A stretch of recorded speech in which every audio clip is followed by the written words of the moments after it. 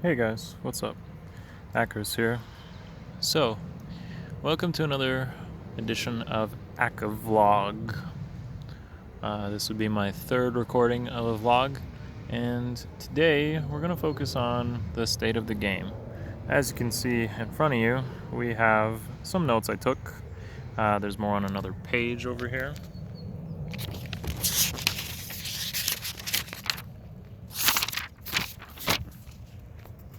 And we're not going to focus too much on the book itself. I'll have it beside me while going through some of this stuff.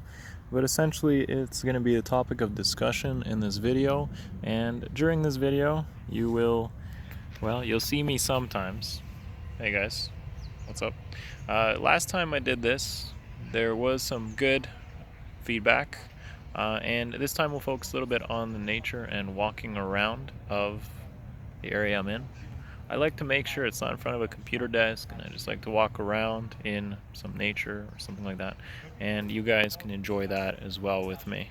So for those of you that don't know, we are in Sofia, Bulgaria. That is Europe. This is just a park. It's near a soccer stadium, and we're going to do some walking around while I talk about certain things on Fire Emblem Heroes.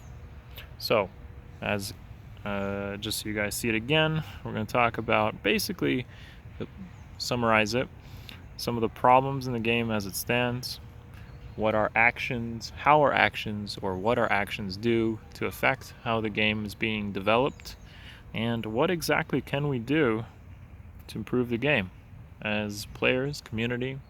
Whether you're F2P, spending a lot or none, it doesn't really matter, very little. And yeah, let's get into it, shall we? So, the actual problems with Fire Emblem Heroes. Hey guys, the actual problems with Fire Emblem Heroes. So, it has, I would say, as a game, and very much compared to many other games, it's very restrictive in the end game. What you can actually do with the heroes and how many you actually use. This is a very common problem that I see. Those modes being pretty much Arena, Assault, and Abyssal modes. Thankfully, it's something new to do. But none of these modes truly utilize or incentivize you to pull every single hero in the game. Which is ironic because there's always new heroes being released, and there's always a lot of hype following these heroes. So it's like, oh, I need this hero to fill out this role in the game. But due to the nature of the game being a rock, paper, scissors thing, weapon, triangle, red beating green, green beating blue, and blue beating red, you pretty much can rely on a certain subset of budget skills and units with effective weapons to clear anything that is presented your way. Especially in something like Arena Assault, where if you run into like a legendary Tiki, you can pull out a 4-star Bartray with a hammer, have him have TA if needed, and there you go.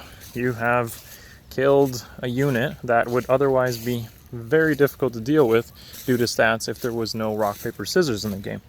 So, when you see a brand new green unit, and you're like, oh, I need this to fill out a role, in most cases you don't. At the end, the unit gets benched, and there's no real mode to utilize it. In Arena, you just use like 4 units. Arena Assault, you might use up to 28 or more, but they don't need to be brand new units. And of course, with Abyssals, it's back to 4 units, and usually these are your most invested units that you would go for. Now, what I also want to kind of talk on is the other content in the game doesn't really help this at all. You pretty much have a bunch of rehash content, Tempest Trials, Forging Bonds, Grand Conquests, etc. You know, like voting.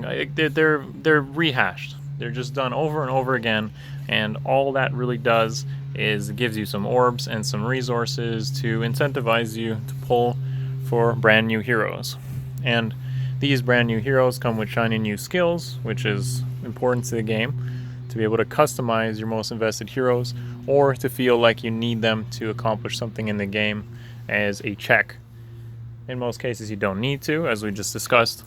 And the skills are so prohibitive, like so difficult to attain, that you might end up in situations where you just can't get them unless you spend money. And they come out at such a rapid rate that you can't properly get all of them. For example, special spiral, the dual skills, wave skills, Death Blow 4, Fortress Defenses. These are some examples of locked skills, and the game doesn't provide us with enough orbs as a free-to-play player to get all of them. So it becomes frustrating to a player to try to clear all this content like a grind and then not even improve your main set of characters very much. So basically, since progression in the game is limited to the gacha, it poses this problem. So you need to pull for merges to reach the maximum potential of the unit, or you need to pull for skills to upgrade your units further. But there's not much, if anything, you can do in the game other than Grand Hero Battle units or heroic feats, where fodder, skills, and such are given to you in a way that you can make progress on your characters. Grand Hero Battles are limited on merges, like a Versa being +2, for instance, must frustrate a lot of people, me included. Like, I would love to +10 this unit, maybe if they made it so you could, every week there'd be like a rerun of the unit or something. Like the special maps, for instance, the Grand Hero Battle Elite maps, where the Grand Hero Battle's on rotation, maybe they refresh it once a month, would be so good for being able to add progression to your units outside of the gacha. And this is a big problem. Essentially, Intelligent Systems determines our fate in the game. They make it so they know exactly how many orbs you'll get per month, let's say 300. They release 3 banners a month, including a legendary banner, legendary hero, and you have to kind of make decisions based on that sort of income they give you.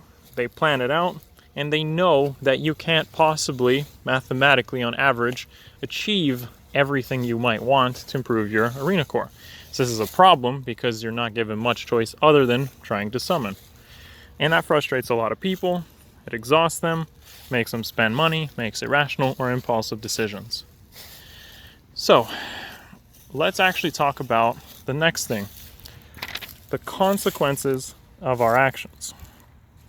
Now, I see this a lot. A lot of people tell me or make comments like, oh, the game is based on the whales. They have to cater to the whales. Competitive players, they spend so much, thousands and thousands of dollars to fund the game. Like, what can I possibly do to keep up as a free-to-play player?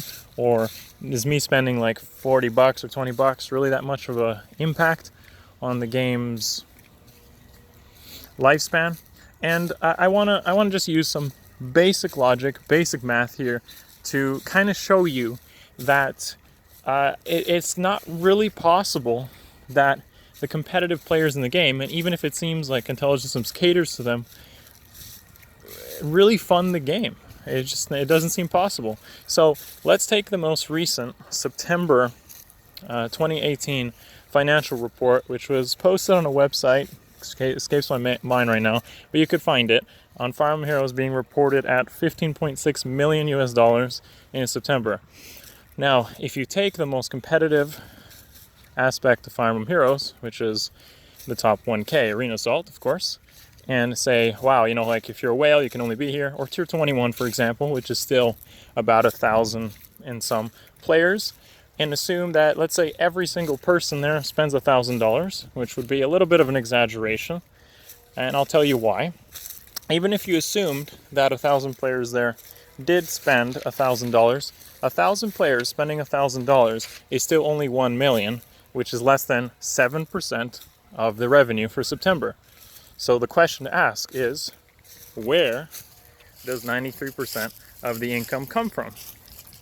Well, the answer is most likely you, me, and all your friends that may or may not be competitive players.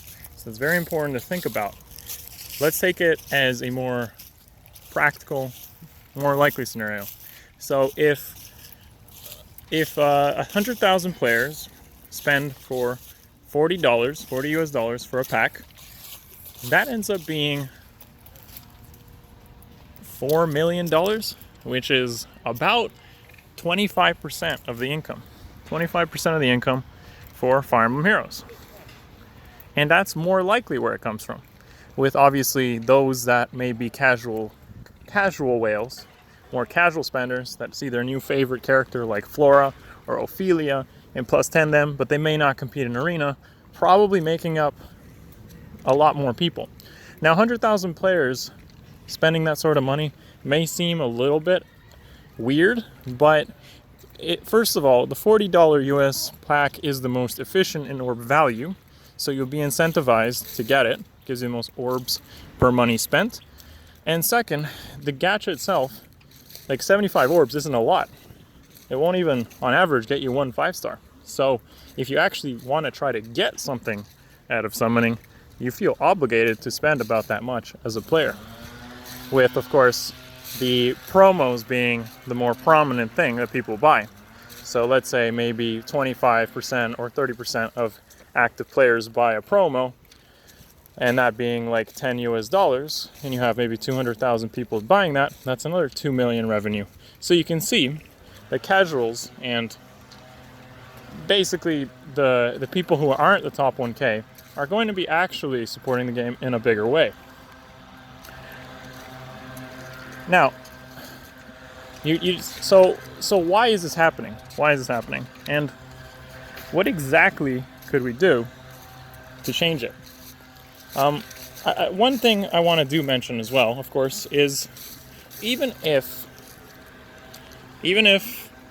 people did spend about $1,000, which for one person is a lot, that ends up being 2,000 or so orbs. It's actually $1,000 US gets you 1,875 orbs. Now, this is beyond the average needed to get a plus 10 of a single unit, and with free-to-play orbs included, it's 2,175 orbs on average a month, which means you could actually plus 10 Legendary Tiki with $1,000. What I'm saying is, it's a lot of orbs, and there's a realistic cap to how much someone needs to spend.